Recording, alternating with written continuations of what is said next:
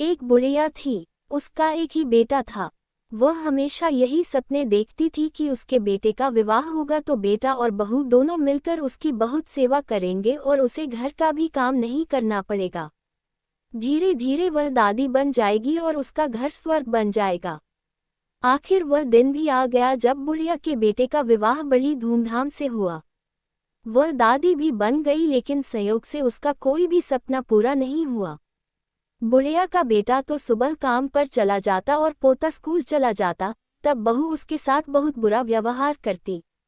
बहू बुढ़िया से घर में झाड़ू लगवाती, झूठे बर्तन साफ करवाती और टूटे फूटे बर्तनों में उसे भोजन देती।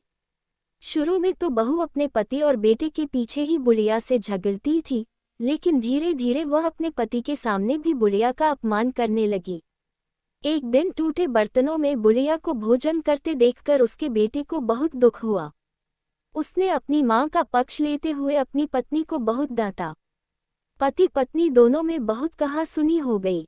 धीरे धीरे बुढ़िया के बेटे ने भी पत्नी का विरोध करना छोड़ दिया।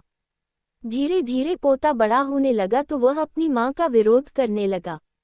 वह अपनी दादी से बहुत प्यार करता था। अपनी दादी पर मां द्वारा किए गए अत्याचारों को देखकर उसे बहुत दुख होता था। उसे अपनी दादी से हमदर्दी और सहानुभूति थी। अपनी मां के डर से वह दादी की कुछ भी मदद नहीं करता था। धीरे धीरे पोता बड़ा हो गया और उसका विवाह भी हो गया। पोते की नई बहू छिप छिप कर अपनी दादी सास पर होते अत्याचारों को चुपचाप देखती रहती थी। लेकिन पतोहू को बुढ़ापे में दादी सास से काम करवाना जरा भी अच्छा नहीं लगता था। जब कभी पतोहू बुढ़िया की काम करने में मदद करती तो उसकी सास उसे खूब डांटती।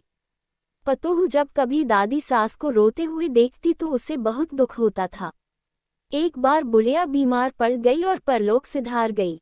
अब बुढ़िया की बहू पतोहू से ही घर का सारा काम कराती और उसके साथ अभद्र व्यवहार करती।